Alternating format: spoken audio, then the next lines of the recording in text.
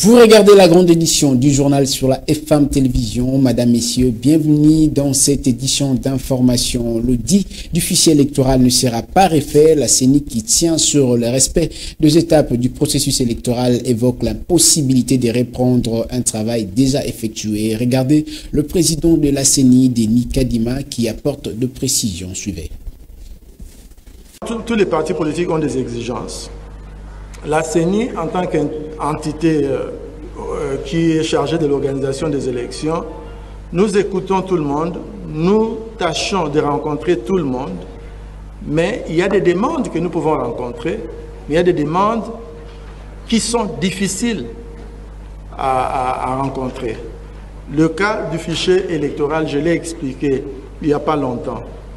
Aujourd'hui, si nous nous réunissons ici, nous tous ici, c'est justement une conséquence de la loi sur la répartition des sièges qui elle-même est basée sur le fichier électoral que nous avons soumis au Parlement. Donc, il nous est vraiment impossible, en ce moment où nous sommes en train d'avancer vers les élections, de dire arrêtez, faites un autre audit du fichier. Parce que vous parlez de l'audit, mais l'audit a déjà été fait. Le rapport est sorti, 138 pages. Très bon rapport, très bon travail fait, mais rejeté sans évoquer des faiblesses dans ce rapport-là. Nous n'y pouvons rien. Sincèrement, la CENI a fait montre de bonne foi. Nous avons, pendant longtemps, essayé de rencontrer toutes les parties prenantes. Certains n'ont pas voulu nous rencontrer, mais à la fin, nous avons pu quand même réunir certains leaders. Nous nous sommes entretenus, nous avons des contacts avec eux et nous faisons en sorte que tout le monde puisse participer. C'est pour ça que nous parlons des élections inclusives. Les mystères persistent autour de l'assassinat de Chéribin Okende. Après l'autopsie, selon les experts, la balle retrouvée sur le corps de l'illustre disparu a été tirée après sa mort. Joe Maillet, les communicateurs de l'Union Sacrée, pensent qu'à ce stade, aucun commentaire ne peut être fait jusqu'à l'aboutissement de l'enquête. Il est au micro de Samuel Ilunga et Joseph Majondo. Aujourd'hui, nous sommes en train de parler de la mort d'un monsieur qui a beaucoup œuvré pour la République. Au-delà de ces clivages politiques, nous devons tirer clair sur les personnes qui ont tué ces braves Congolais qui est tombé. Même ces clivages politiques ne nous portent plus à cœur. Ce que nous devons faire, à ce que nous devons attendre que tous les données puissent être rassemblées afin qu'on dégage les auteurs.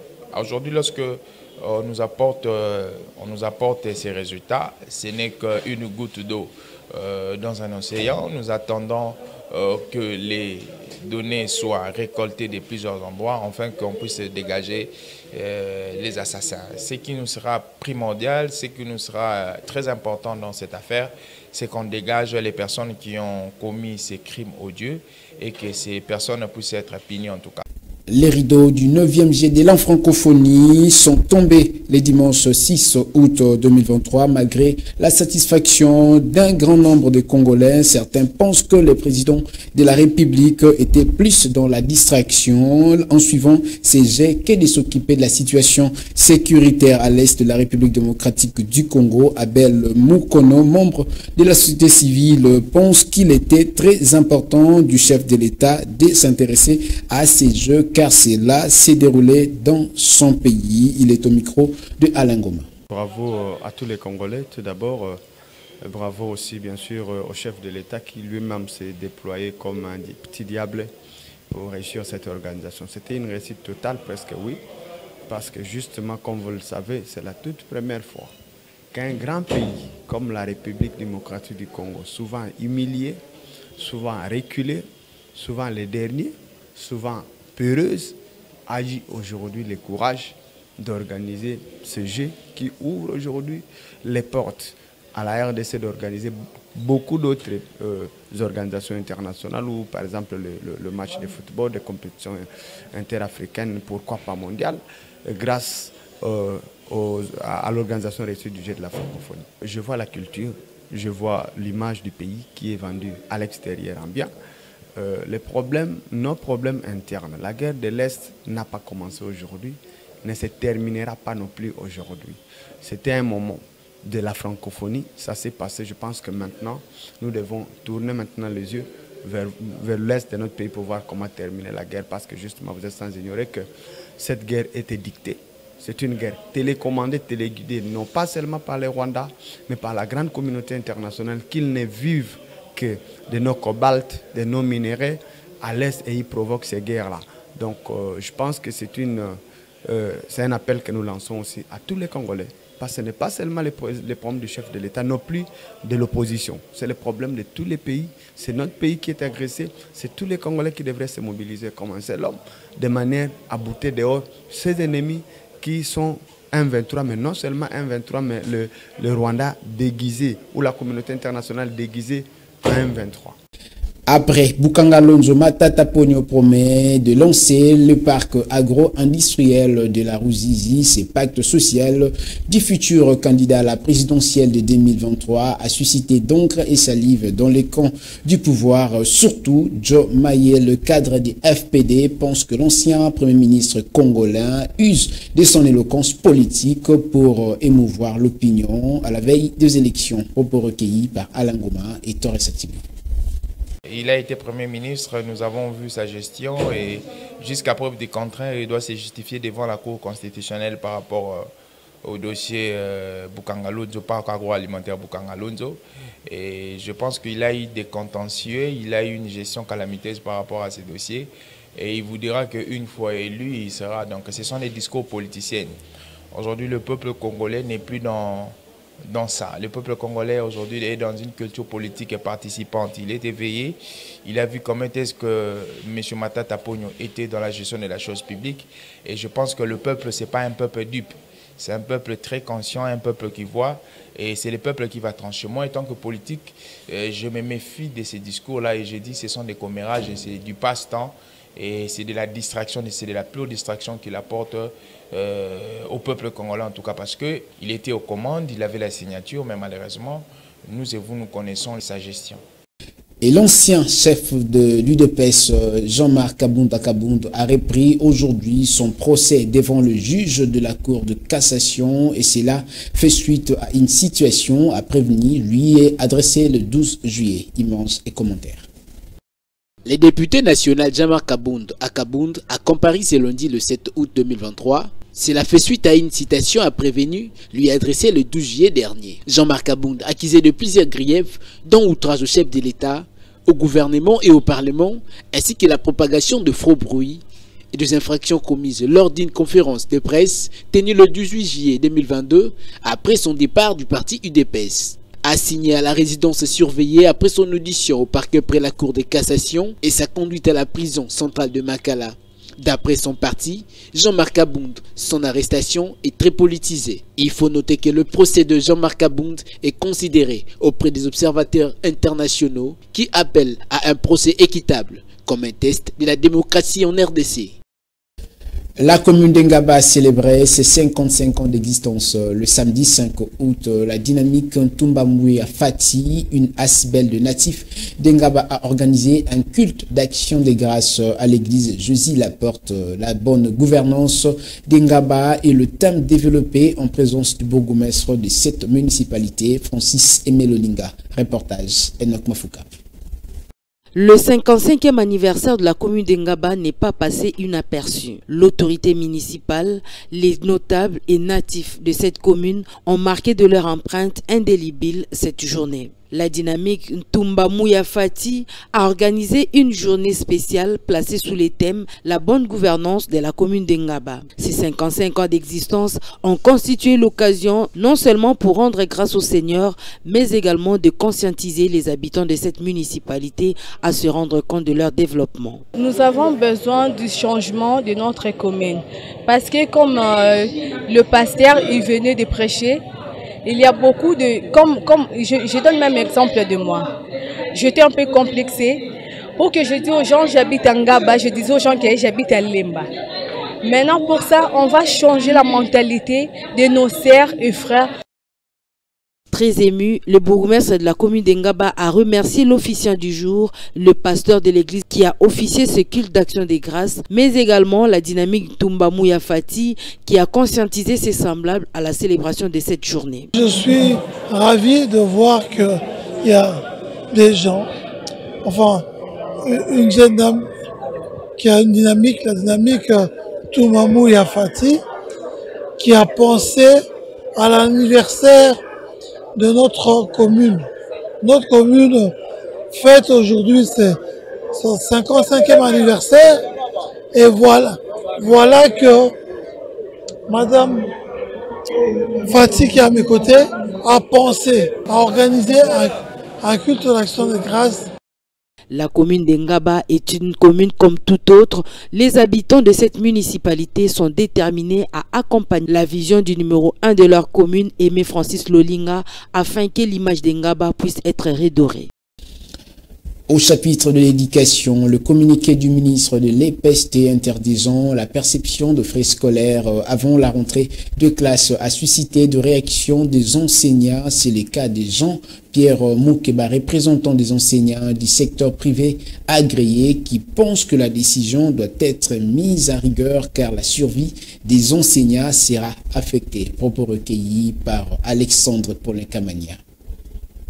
Nous avions demandé aussi que l'État congolais puisse, la province éducationnelle Moamba, puisse faire un effort de faire les contrôles de l'IPER qui échappent à l'État congolais.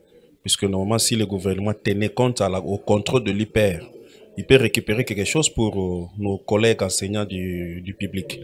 Nous avions aussi fait la recommandation qu'on puisse tenir compte à la filiation des enseignants des écoles privées agréées à la CNSS, qui est vraiment une recommandation puisque toute une carrière, l'enseignant du privé, il termine comme ça et il va moisir et mourir comme ça pauvre sans qu'il y ait une assurance après son travail. Et nous avions aussi fait la recommandation par rapport à la COGES, comité de gestion, qui est presque inexistant dans les écoles privées. Et surtout, on ne tient pas compte à la clé des représentativités présentées par les ministres nationaux ou par les arrêtés. C'est l'unique ministre qui a essayé un peu de mettre un œil sur le secteur privé. Je remercie, mais il y a un petit souci par rapport au 5e point, où il dit que les frais ne doivent pas être perçus avant la rentrée scolaire. Je pense que je demanderai aux organes qui ont aidé le ministre à faire cette note circulaire, de revoir un peu. Puisque l'enseignant privé, pendant les vacances, j'ai déploré ici les problèmes de contrats de travail. Et ces contrats dans les écoles privées, quand l'enseignant termine le mois de juin, il est chômeur. Ce type de contrat, on doit revoir ça. Or, au Congo, il n'y a que deux types de contrats, à durée déterminée, à durée indéterminée. Parlons religion, c'est parti pour la 11e édition de la célébration charismatique Secha en sigle, une foule immense composée de chrétiens venus de partout pour assister à ces assises qui se tiennent au centre évangélique charismatique La Gloire, l'église de ma génération. C'est le thème retenu pour cette édition. Fifi Kalumbwe et Torres Sati.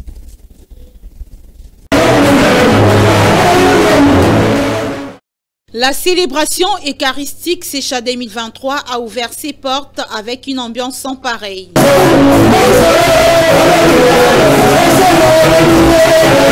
Secha 2023 a bénéficié d'une grâce particulière de ses géniteurs. D'abord, le docteur Symphorien Kabamba Tchunza, le père spirituel du pasteur titulaire de SEC La Gloire, Lambert Kabengela, et puis du pasteur Léon Richard Ilunga, le numéro 1 de SEC Kinshasa et président de tous les représentants légaux de SEC.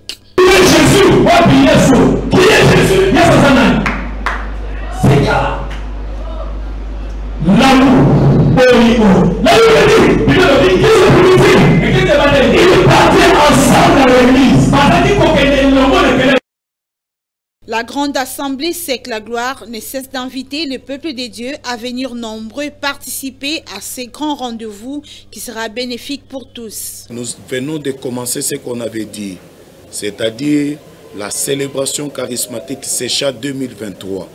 À l'ouverture d'aujourd'hui, moi, votre humble serviteur, j'ai donné que des grandes lignes en montrant au peuple de Dieu les origines de ces chats et aussi à faire un petit briefing sur notre grand thème de l'année, l'Église de ma génération.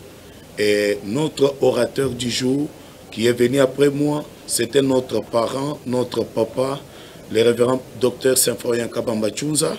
Il a prêché en montrant que Jésus, lorsqu'il disait « Je bâtirai mon église », l'église de Jésus n'est pas bâtie sur un homme, mais sur les rocs quelque chose de solide. Et il nous a invités tous de ne pas placer notre foi sur des hommes, mais placer notre foi sur Jésus. 8 orateurs pour 8 jours, soit du 6 au 13 août. L'église de ma génération, c'est le thème qui est décortiqué avec plusieurs sous-thèmes par ces différents orateurs. L'objectif, ce n'est pas de critiquer les autres, mais apporter les remèdes pour la restauration de l'église, corps de Christ, a dit l'orateur du jour dans sa prêche.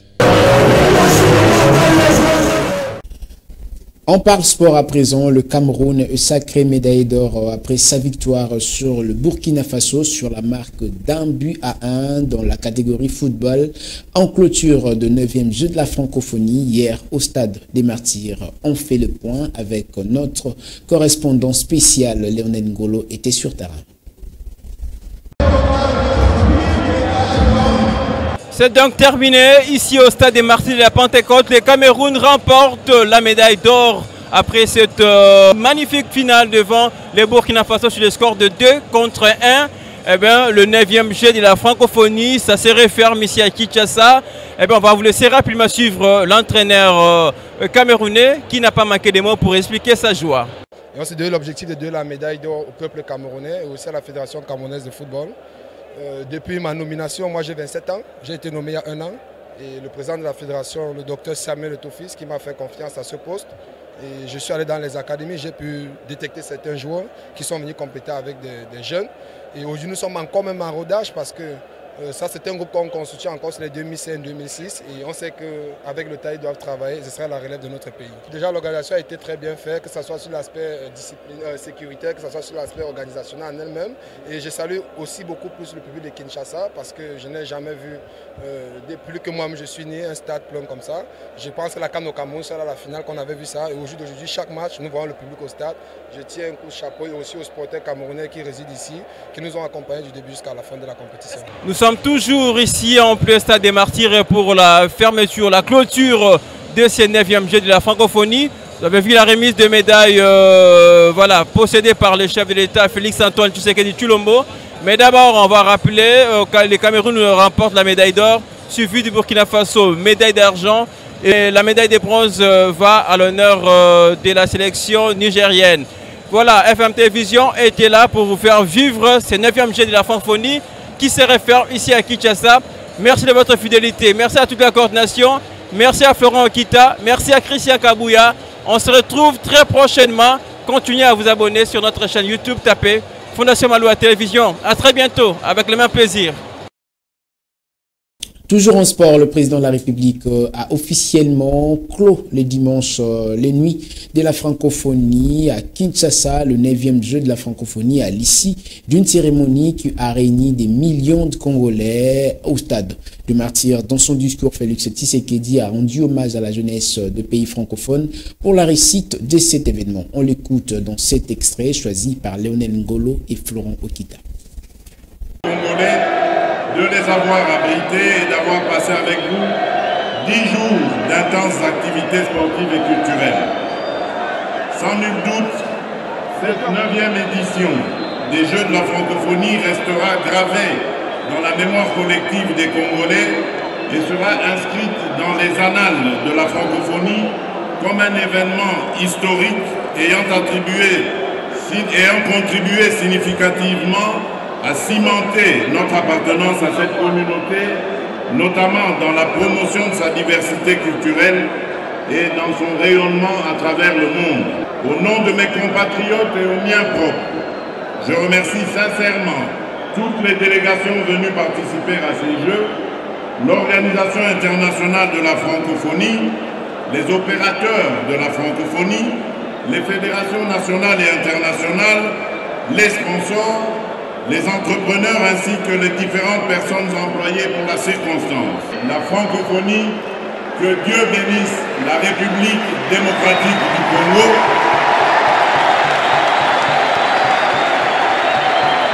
Sur ce, je déclare clos les 9e Jeux de la francophonie. Et pour clôturer, mesdames, messieurs, juste après, le ministre des Sports et Loisirs a prononcé son discours pour remercier le chef de l'État de la République démocratique du Congo et les organisations de ces 9e Jeux de la francophonie tenus à Kinshasa pour François Kabulo Monakabulo. Ces 9e Jeux de la francophonie est une mission accomplie. Il était au micro de Lionel Ngolo et Florent Okita. Honorable président du Sénat et de l'Assemblée nationale,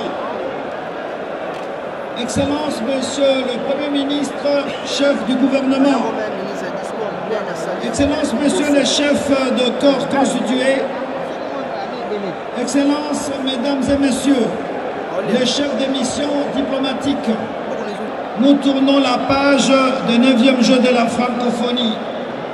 Sans fausse modestie, nous pouvons dire mission accomplie.